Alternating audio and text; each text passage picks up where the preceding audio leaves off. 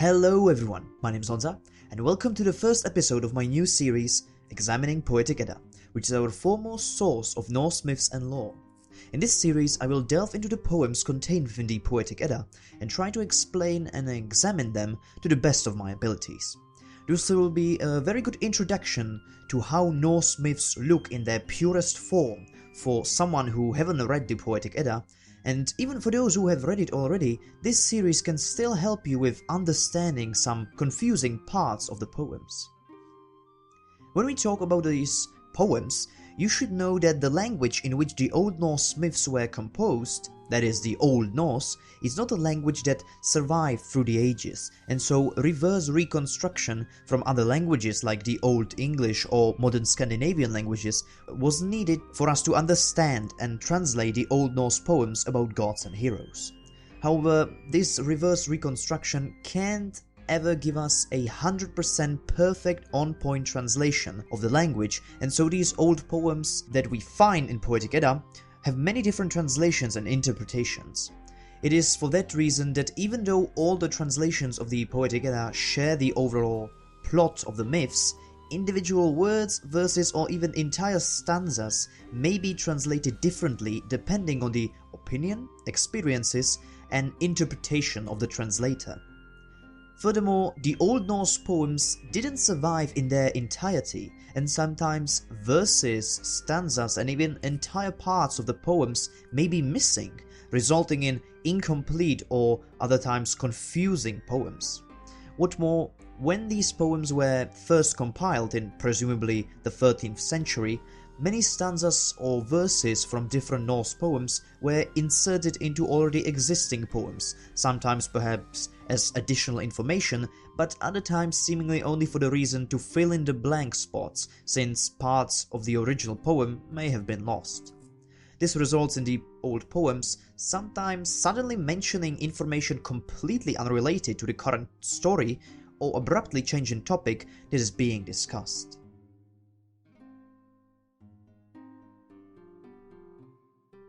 The translation of the Poetic Edda that I will be using for this series is one by Dr. Jackson Crawford, an Old Norse specialist and translator teaching as a professor at the Department of Scandinavia at the University of Colorado. Unlike any other translations of the Poetic Edda, his is in modern-day contemporary English, making the poems much easier to understand but also very enjoyable to read overall. Other translators try to make the Poetic Edda sound like Shakespearean poetry, which it definitely is not. The myths and stories were told by everyday people to everyday people. Trying to make them sound profound and serious takes away their simple joy and turns them into something hard to swallow. I heartily recommend Dr. Crawford's translation of the Poetic Edda, not only for its comfortable reading style, but also because of Dr. Crawford's immense understanding of the Norse myths, which shows heavily in his translation of the poems. You can buy Dr. Crawford's translation on Amazon, the softcover costing only a little over $15 or 18 something euros if you're living in Europe. This is a great way to go deeper into Norse myths in both an easy and fun way, and if that is something you are looking for, I can promise you won't regret this purchase. However, that is just my recommendation, and even though I prefer Dr. Crawford's translation, I still own two other translations of the Poetic Edda to compare and examine the different translations and interpretations of individual parts of the poems. And even though I personally recommend Dr. Crawford's translation, you should always check out the others as well and see which one fits you the most.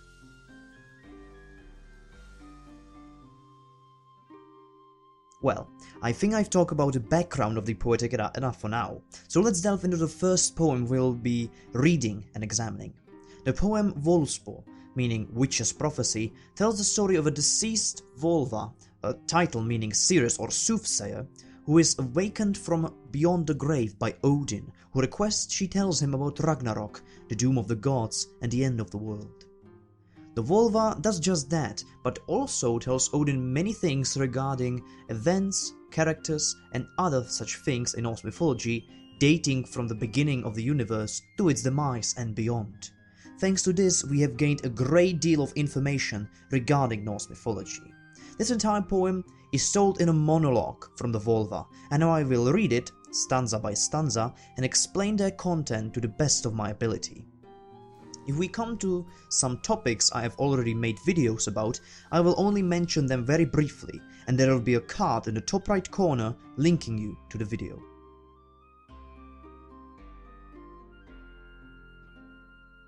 Okay, without further ado, let's read and examine the poem. Quote, "Heed my words, all classes of men, you greater and lesser children of Heimdall. You summoned me, Odin, to tell what I recall of the oldest deeds of gods and men." End quote. The beginning of the poem already starts with something that might confuse someone only moderately acquainted with Norse myths. Even though it was Odin and his brothers who created Midgard and the human race, there is also another myth that tells of Heimdall's involvement with the humans. The myth tells us about Heimdall's 3-day-long journey to Midgard, where he spends each night at a home of a different couple. He always finds an excuse to sleep between the man and the woman of each couple, and every night of the 3 he makes love to each wife. In these 3 nights he fathers the first children of the future 3 classes of men: the slaves, the low class, the commoners, the middle class, and nobility, the high class. Thus Heimdall gives birth to human society and civilization, and that is the reason why mortals of Midgard are referred to as his children here. Quote, "I remember the giants, born so long ago. In those ancient days they raised me. I remember 9 worlds, 9 giantesses, and the seed from which Yggdrasil sprang. It was the very beginning, it was Ymir's time. There was no sand, no sea, no earth, no sky, no grass, just Ginnungagap. But Odin and his brothers created the earth. It was they who made Midgard. The sun shone from the south upon the stones of their hall, and the land turned green with growing plant life. The sun, companion of the moon, shone from the south, as the heavenly horses pulled it east to west. The sun did not yet know where it rested at evening. The stars did not yet know their places in the sky. The moon did not yet know what kind of power it had. Then all the gods went to their thrones, those holy, holy gods, and came to a decision. They named the night and the hours, the morning, the midday, the afternoon and evening, so they could tell the time." End quote.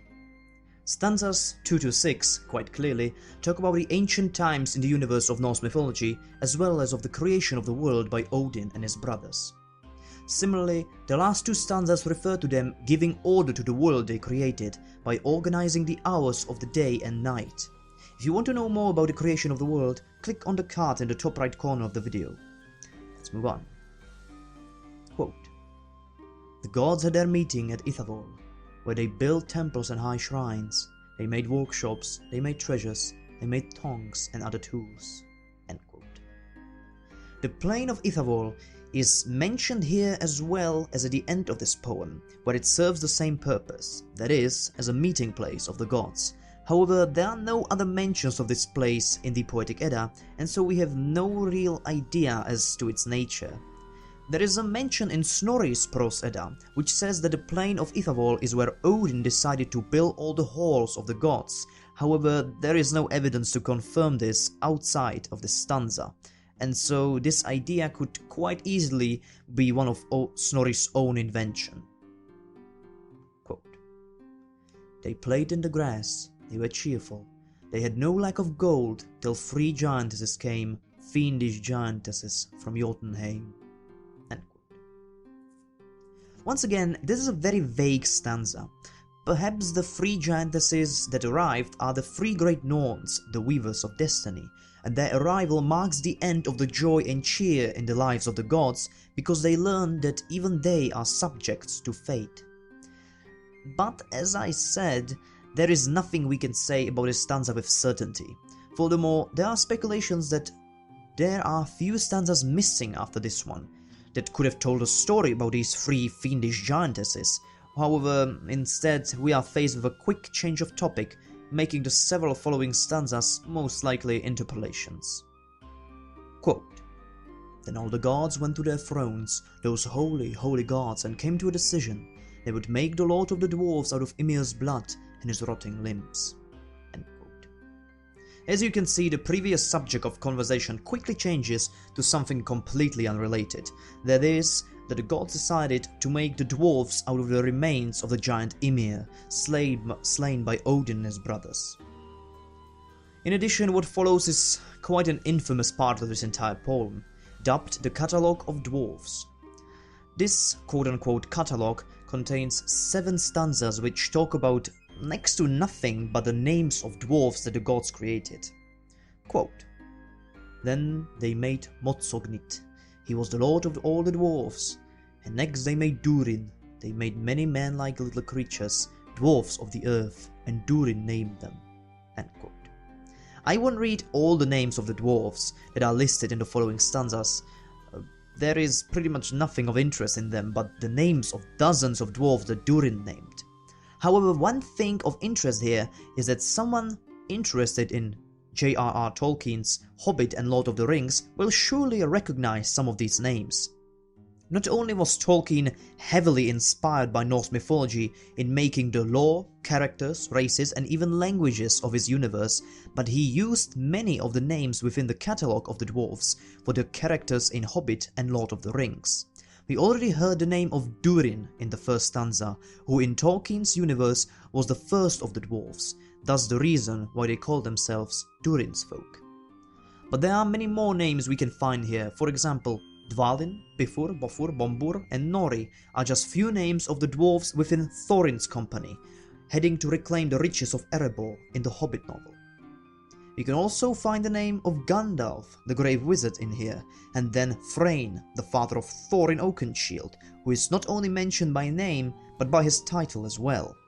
Furthermore, there are other names of dwarves from the Hobbit like Fili and Kili. Furthermore, the following stanza seems to tell another story that is lost today, of some kind of migration or perhaps journey or expedition of some of the dwarves out of their homes under the mountains to some faraway land. Quote, "Now the names of Dvalin's family. The dwarves descended from Lothar, as men tell, the ones who left their stone halls for a home on Jorwol." End quote. Once again, we know nothing of this new home the dwarves were searching for, nor do we know why or if they found it. The catalogue of the dwarves goes on mentioning the names of the dwarves that set out on that journey. Ulva describes these dwarves as being famous forever, so this must have been one important quest they were after. However, all we know about them are their names. Among them, we can see Gloin, one of the dwarves from the Hobbit, and Oakenshield, who is mentioned here again, and fucking Fjalar? Okay, this fucker's name pops out way too many times in Norse mythology, so I know it must have been quite a common name to use, but here we know for sure he's a dwarf, and one of those that will be known for as long as the world exists, according to the Volva. Well, that prophecy sure came true, alright. Fjalar is one of the biggest assholes in Norse mythology, alongside his friend Gjalar. Just check the video on the screen to see what I mean. Let's just move on. Quote, "Three gods, powerful and passionate, left Asgard for Midgard. They found Usk and Embla, weak and faithless in that land. They had no breath, no soul, no hair, no voice. They looked inhuman. Odin gave them breath, Vili gave them souls, they gave them hair and human faces." End quote. These two stanzas talk, of course, of how Odin and his brothers created humans. If you want to know about the story in greater detail, it is contained in the video about the creation of the cosmos I've already mentioned. Let's move on. Quote, "I know an ash tree named Yggdrasil, A high tree speckled with white clay. Dewdrops fall from it upon the valleys. It stands forever green above Earth's well. 3 wise women live there, by that well, under that tree. Erd is named one, another Verdandi, the third is named Skald. They carve men's fates, they determine destiny's laws, they choose the lifespan of every human child, and how each life will end. End quote. These 2 stanzas talk, of course, about the Norns and their Well of Fate. This is a topic I talk about in my video about Yggdrasil and the 9 worlds. Once again, it will be linked on a card in the top right corner. Let's see what's next. I remember the first murder ever in the world, when Gulwe was pierced with spears and burned in Odin's hall. They burned her 3 times, she was reborn 3 times, often killed not a few times, still she would live again. They named her Heidr when she came into their homes, a sorceress who foresaw good things. She knew magic, she knew witchcraft, she practiced witchcraft. She was the pride of an evil family. Odin let a spear fly and shot it into the fray, and that was the first war ever in the world. The outer wall of Asgard was broken, the Vanir knew war magic, they trampled the valleys. Then saw the gods their assembly seats, the holy ones and council held, whether the gods should tribute give, or to all alike should worship belong. End quote.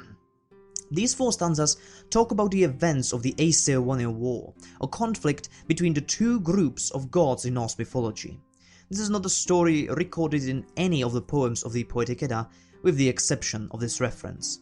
Our only knowledge of it comes from the Prose Edda and Heimskringla, books both written by Snorri Sturluson. While the mention within the Prose Edda offers information only about the aftermath of the war, in the book Heimskringla, Snorri describes the conflict between the Aesir and Vanir in full, albeit very briefly. This is just one of the several Norse myths that we wouldn't know anything about if it wasn't for Snorri. I've once again made a video about it, and it will be linked in the top right corner once more. However, this is also a good opportunity to point out how a different translation of the poem can change the meaning of the text and plot. You may have noticed I used a different translation for stanza 24. If we compare the 2 translations, you can see that just a few changes in translation can make the stanza have a whole different meaning, and in this case, that meaning can even change the order of the stanzas.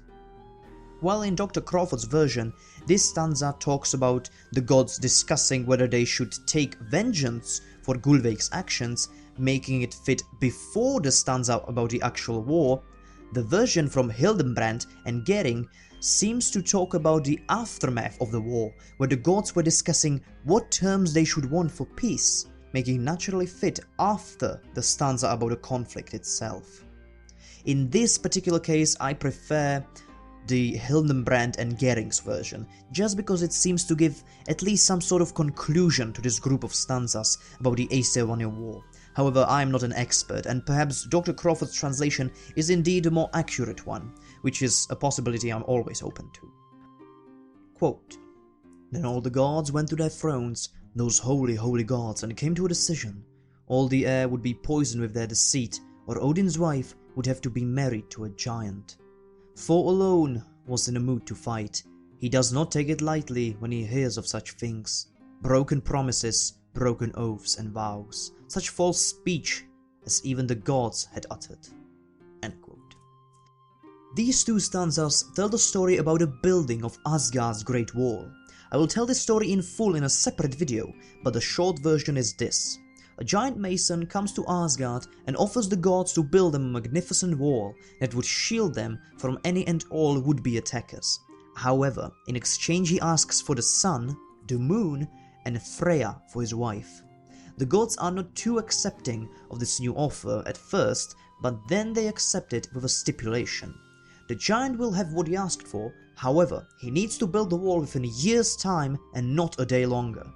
The giant accepts the deal, and the gods are astonished when in almost a year to the day, the giant has the wall nearly finished. Thanks to trickery and deceit, however, the gods keep the giant from finishing the wall in time, and the whole bargain falls in the favor of the gods, who now have a grand wall protecting them for free. All the gods are relieved, and the only one who is displeased with this is Thor, who holds honor above all else, and seeing the other gods do such a shameful thing as break a promise is something he can't accept. He himself wasn't present when the deal was struck with the giant mason, and there would be no deal made if he was, for he would have killed the giant on the spot.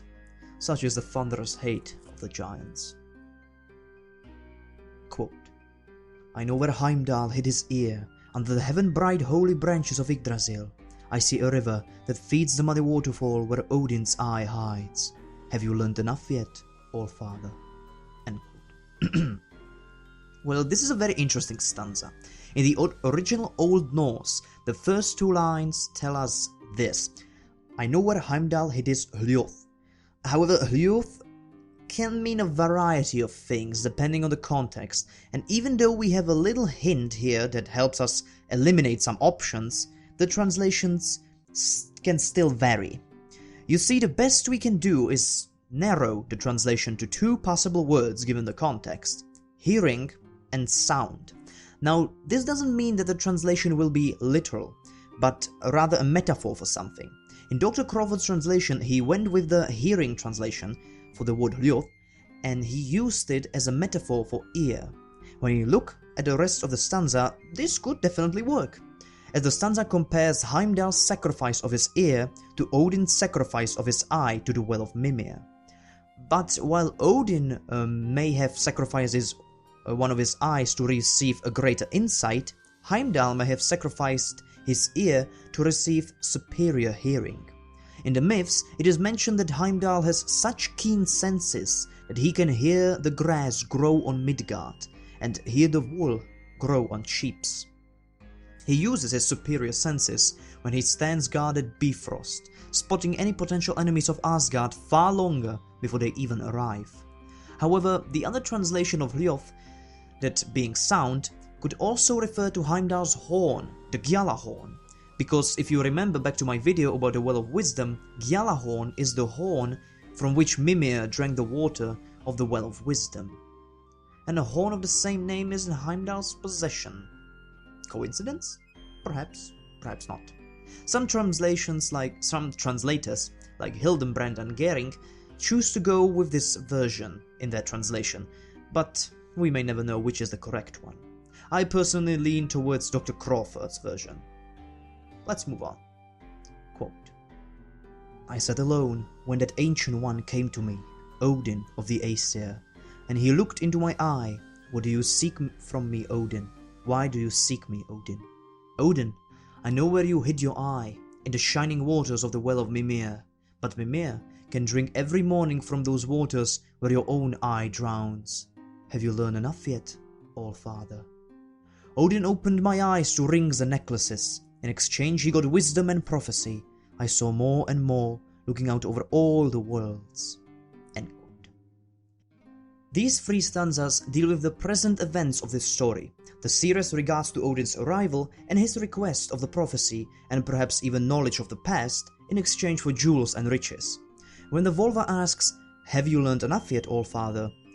She could be asking if Odin had heard enough of the past and is content with hearing about the future. This line will be used many more times within this poem though, especially when the Sereps describes the events of Ragnarök. In those cases, the Sereps most likely asks it to find out whether Odin had heard enough or if he wants to hear more of the world's terrible destiny. By asking, she probably wants to give him an opportunity to stop her and thus spare himself of the knowledge of his and the universe's grim fate. Let's move on to the following stanzas. Quote, I saw Valkyries come from far away, ready to ride to the homes of the gods. Skuld held a shield, and Skogul another.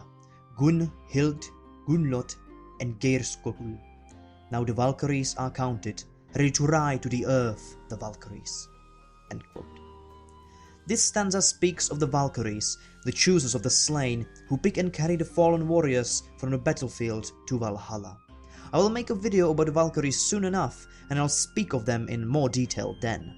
For now, we can just say that the names that are presented in the stanza could be interpolations from a different poem or a story, because in yet another poem from the Poetic Edda, Odin himself gives a list of his Valkyries, and only 2 of these names are mentioned there. Now we finally get to stanzas directly linked or downright talking about Ragnarok. Quote, I saw Balder, the bloodied victim, Odin's son, resigned to his fate. There stood a mistletoe growing slender and fair, high above the plain.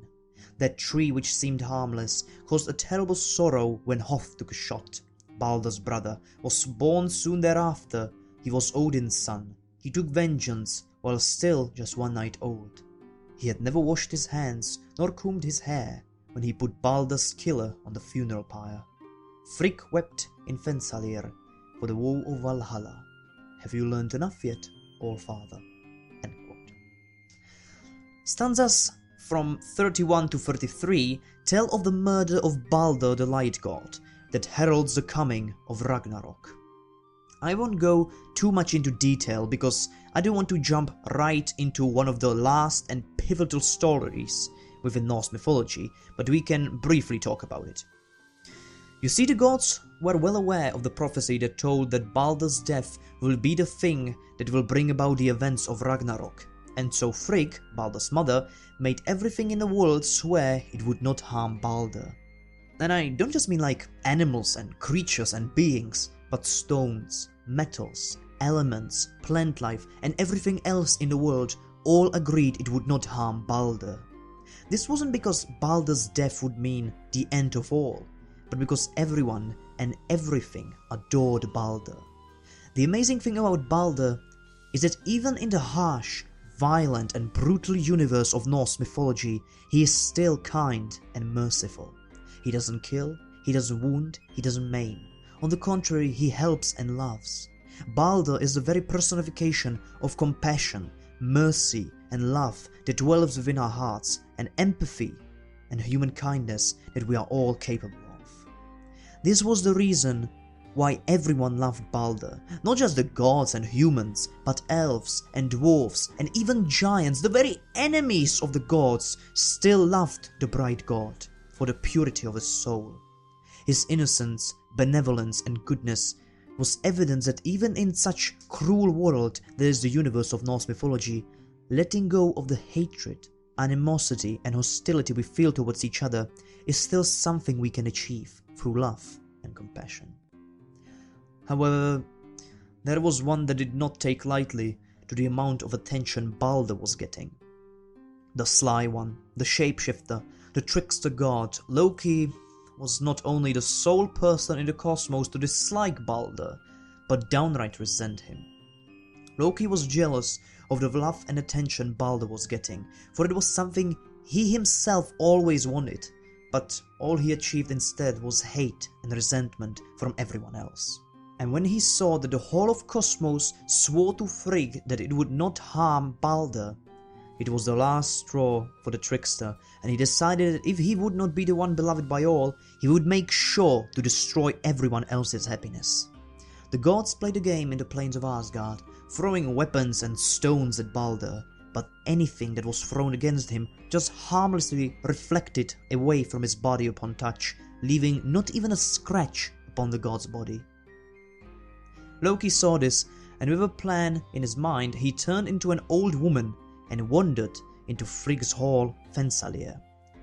He came to the goddess on her balcony, where she watched with a smile as the other gods tested Balder's invulnerability.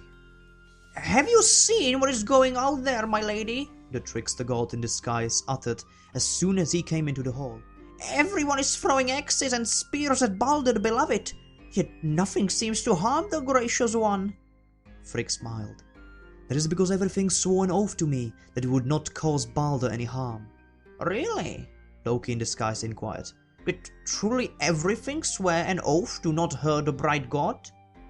"Well," said Frigg, "there is a little bush called mistletoe, growing by the west side of Valhalla. I didn't take its oath, for I thought it too small and weak to be any danger to my beloved son." No sooner than when Frigg finished that sentence, Loki was gone, and before long he stood grinning before the small bush. It took him some effort, but in the end he fashioned a sharp wand, no longer than a forearm. He hid this wand in his cloak and went to where the gods laughed and rejoiced at Baldur's invulnerability. However, Loki was not one to get his own hands dirty, and so he tricked the blind god Hodr, Baldur's brother, to take the wand and join the other gods who were throwing things at Baldur. Hodr happily accepted, and Loki guided his hand, aiming at Baldur's heart. Nobody even noticed the trickster and Hodr's doing among the commotion and cheer, not until the dart of mistletoe pierced Baldur's heart and he fell down dead. None of the gods were able to react, so frozen were they in terror. The last of these 3 stanzas speaks of the newborn brother of Baldur, who avenged him by killing Hodr. This was Vali, son of Odin and the giantess Rindr, and he doesn't play any role in the Norse myths other than that he is born right after Baldur's murder and slays the confused blind god Hodr, who sadly dies without even knowing what he has done. It is easy to look at this story of Baldur's murder as some kind of story of mythical tragedy and see Loki as the evil villain, yet it tells a truth much deeper than that. Baldur's death heralds the coming of the end of the world, yet it's still not about the death of the god. Baldur's murder symbolizes the death of human kindness and compassion at the hands of hatred and jealousy. Loki may seem as the villain in this story, however, what has he done but acted out of jealousy and envy, hating others for what he could not have? These are emotions and behavior fundamentally human in nature, and the message of this story is that this could happen to anyone. Anyone could be overcome by jealousy and envy and long for the lives of others. Yet if we let these emotions control us, it leads to our own detriment. In the end, the story of Baldur's death tells us that if we let hate and jealousy take over our hearts instead of compassion and love, dire consequences will follow. For what comes after Baldur's death but Fimbulwinter, a winter 3 years long during which the human civilization falls because humans turn against each other, filled with distrust and hate. Take this to heart and see it as a story with a moral. Let's move on. Quote, I saw a prisoner lying in a certain wood, the liar himself, none other than Loki. There sits Sigyn, his wife, although she finds no glee in her husband. Have you learned enough yet, All-Father? End quote. This stanza talks about Loki's imprisonment. When the gods found out it was Loki who was to blame for Baldur's murder, they bound him to a rock and hanged a poisonous serpent above his head. Only Loki's wife Sigyn stayed by her husband's side and held a bowl over the trickster's head to catch the drips of venom that leaked from the serpent's jaws. However, every now and then, the bowl becomes full and Sigyn has to go empty it, and it is at these moments when the venom from the serpent's fangs drops onto Loki's face, burning his skin and eyes. His cries and thrashes of agony are so loud and powerful that the very ground of the world shakes with his torment. This is the cause of earthquakes. Such is the terrible vengeance of the gods. Quote, a river falls from the east, full of daggers and swords, through the valley of poison. It is named Slith. There stands north of the dark valleys a golden hall of the kin of Sindri. Another stands at Okolnir, the beer hall of a giant named Brimir. These two stanzas talk about the home of the giants and dwarves. The first talks about a poisonous river, Slith, that runs through Jotunheim. The other stanza talks about the renowned goldsmith among the dwarves named Sindri and of his golden hall north of the Dark Fields, which is the translation of Nidavellir, the home of the dwarves. The second part of the stanza speaks of a giant named Brimir and his hall Okolnir. However, as far as I know, there is no explanation as to who this giant is or why is he mentioned here. Quote, I saw a hall that stood far from the sun on the beaches of corpses. The doors face north. Drops of poison fall from the roof. Its walls are encircled by serpents. I saw oathbreakers wading in those thick streams, and murderers, and those who seduce other lovers. There Nidhogg sucks the corpses of the fallen, snaps them in his jaws. Have you learned enough yet, All-Father? End quote. In stanzas 37 and 38, the seeress talks about Helheim, the world of the dead. She describes the look of the place, and then she tells us of the three groups of people who were most despised within the Norse society during the Viking Age, those being the oathbreakers, murderers, and those who seduce others' lovers. Nidhogg, the dragon or serpent that dwells by the root of Yggdrasil in Helheim and gnaws at it in an attempt to fall the mighty tree, also seems to have an appetite for the dead that come to Helheim. Could this possibly represent some kind of an afterlife punishment for those who Old Norse morality considered to be the most vile? Who knows? Let's move on. In the east sat an aged giantess in Ironwood, and there she raised Fenrir's brood. Among them is a certain one who bides the moon in troll's shape. End quote. Stanza 39 talks about a nameless giantess who raised the brood of Fenrir, the great wolf. The contents of this stanza also seem to point out that this brood are no other than Skoll and Hati, the two wolves who chase the sun and moon in an attempt to devour them. Quote, dead men are filled with life. The home of the gods turns red with gore. The sun shines black throughout the summers. The weather is never cheerful. Have you learned enough yet, All-Father? End quote. Stanza 40 most likely preludes what the world will look like during the Fimbul winter, and the following stanzas reveal more of this.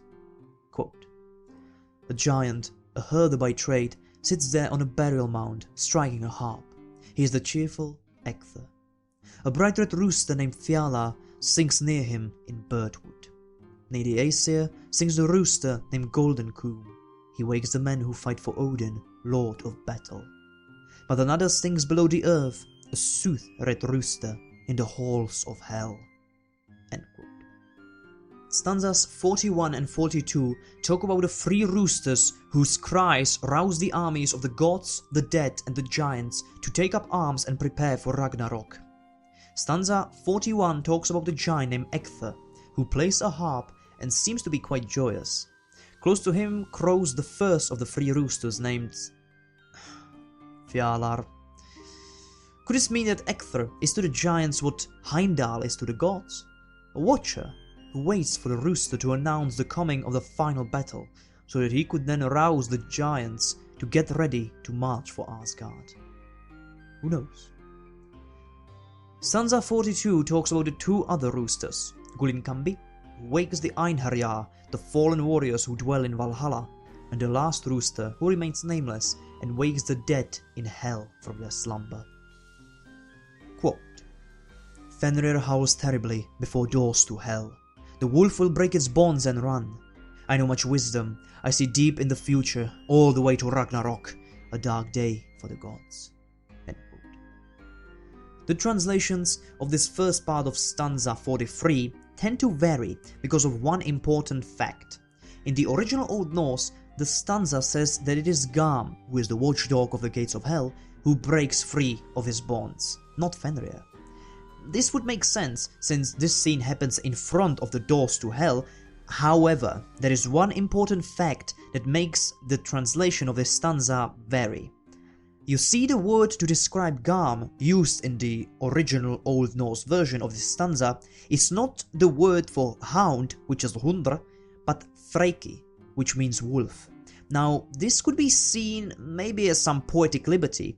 However, in the poem Grimnismal, Odin himself describes Garm as the best of hounds. It therefore seems strange that such a well-known hound would be described by the word for wolf. This leads us to Dr. Crawford's translation, which takes in mind the other interpretation of the myths, which is that Garm and Fenrir are actually one and the same, or at least have been at some point in time, but maybe have split into two characters, similarly like Freya and Frigg. Further evidence of this theory is the actual events of Ragnarök described in Snorri Sturluson's Prose Edda. In it, he says that Garm and the one-headed god Tyr will fight and kill each other in the final battle. Now, it would make much more sense for Tyr to fight Fenrir at Ragnarök, because for those who don't know, Tyr and Fenrir share a history. It was thanks to Tyr's honor and bravery that the gods were able to bind Fenrir and imprison him until Ragnarök, yet Tyr had to pay for it with his own hand. It always seemed strange to me that at Ragnarök, Odin is the target of Fenrir's spite when Tyr is the one thanks to whom Fenrir was bound. It would make much more sense that Tyr is the one Fenrir seeks to take vengeance upon, and perhaps he did in some version of the myths before he was split into two characters. Yet, alas, the myths evolve, and so now neither version fits perfectly with the current state of the lore. In my story interpretation of the prophecy of Ragnarök, I used the version where Garm is the Hound, just because I wanted to mention the fate of as many gods as possible without making it confusing. If I should pick which is a more reliable version of the myths, however, I would have to go with Fenrir and Garm being one and the same. In the end, Fenrir takes revenge on Odin and Tyr both, killing them before he himself meets his demise. This stanza is frequently mentioned throughout the poem, and we will see it several times yet before the end. Quote, "Brothers will fight one another and kill one another, cousins will break peace with one another, the world will be a hard place to live in. It will be an age of adultery, an age of the axe, an age of the sword, an age of storms, an age of wolves. Shields will be cloven. Before the world sinks into the sea, there will be no man left who is true to another." End quote. Stanza 44 talks about the crumble and fall of human civilization, as trust and honor is replaced with hatred and greed. An age of the axe and age of the sword will be the first year of Fimbulwinter, where human kingdoms and nations wage war against each other for the remaining resources, fighting over food. The Age of Storms will be the second year of Fimbulwinter, where mighty blizzards break whatever remains of human civilization. And the Age of Wolves will be the last year of Fimbulwinter, where the meager few humans that survived kill each other and scavenge like vultures for whatever is left.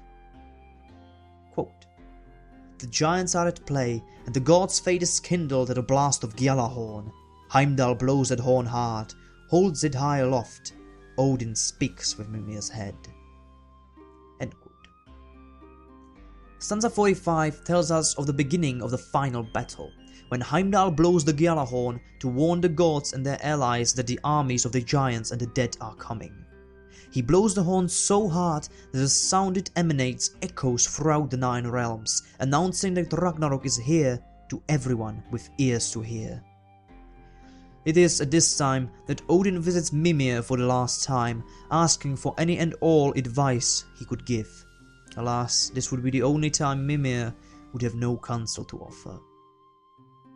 Quote, "The old tree sighs when the giant shakes it.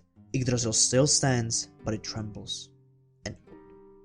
The trembling of Yggdrasil symbolizes that the fragile balance that holds the cosmos together stands on a brink, ready to fall. The giant here mentioned is most likely Surt. Quote, "Fenrir howls terribly before doors to hell. The wolf will break its bonds and run.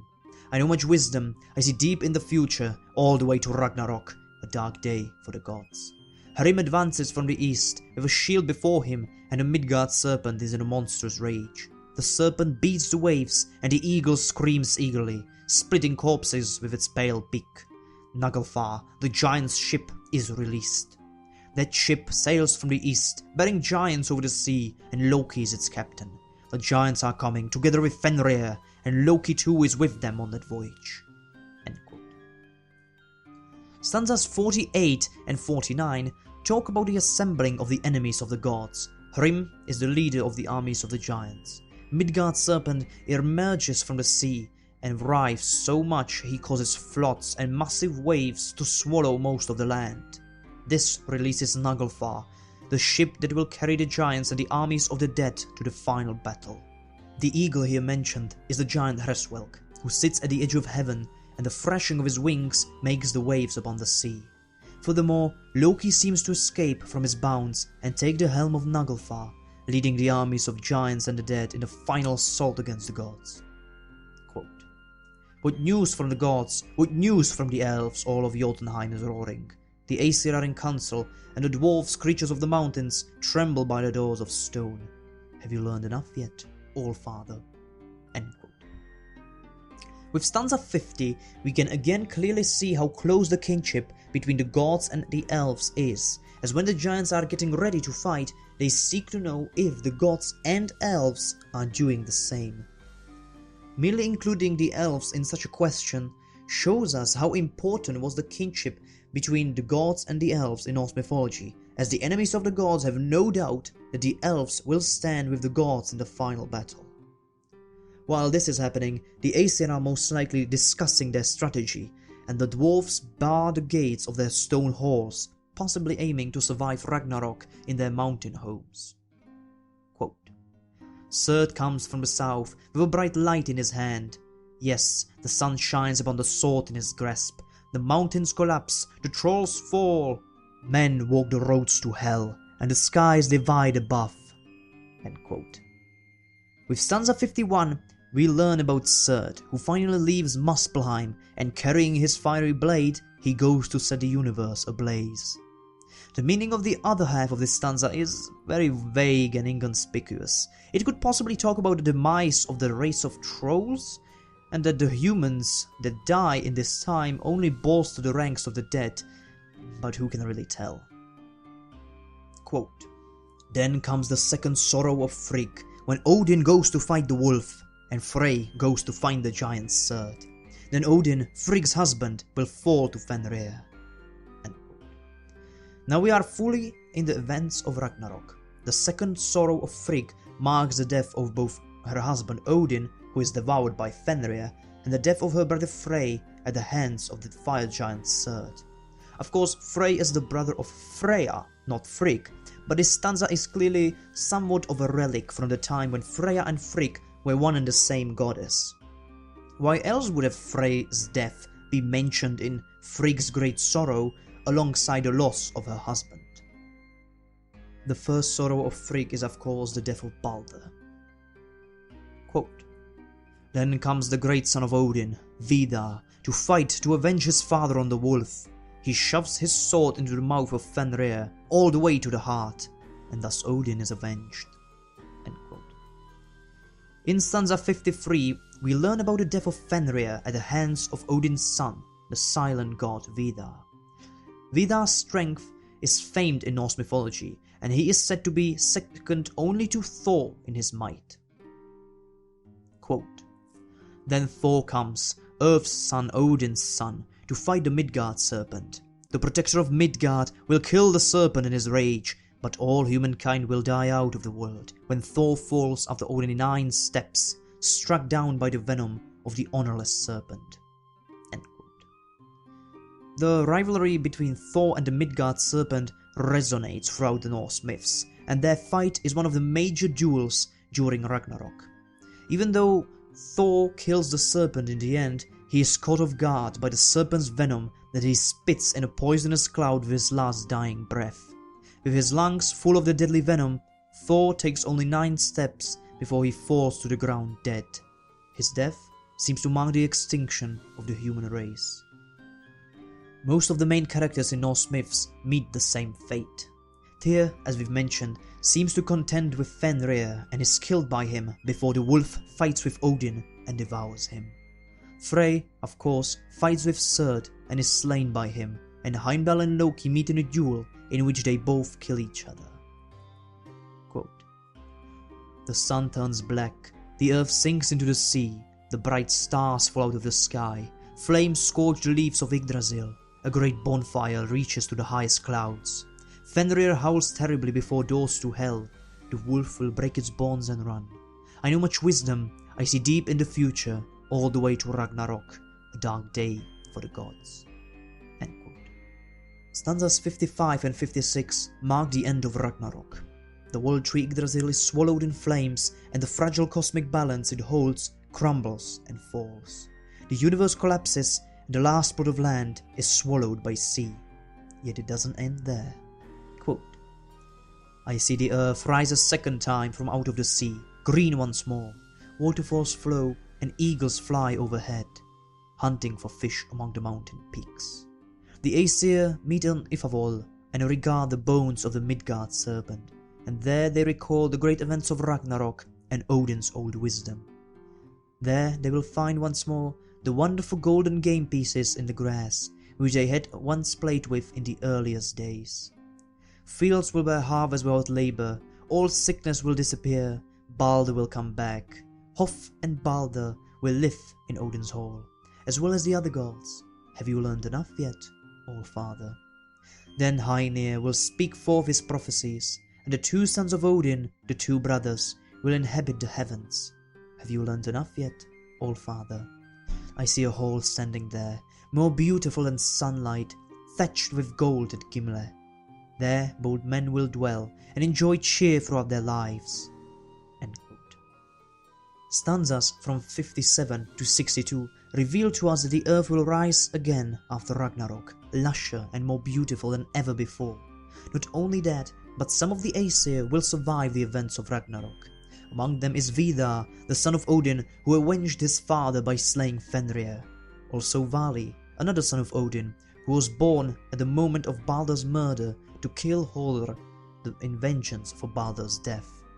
There too are Magni and Modi, the sons of Thor, who will inherit their father's hammer Mjolnir that also survived the destruction of the world. They will all meet at Ifavol, where their fathers played when they were young.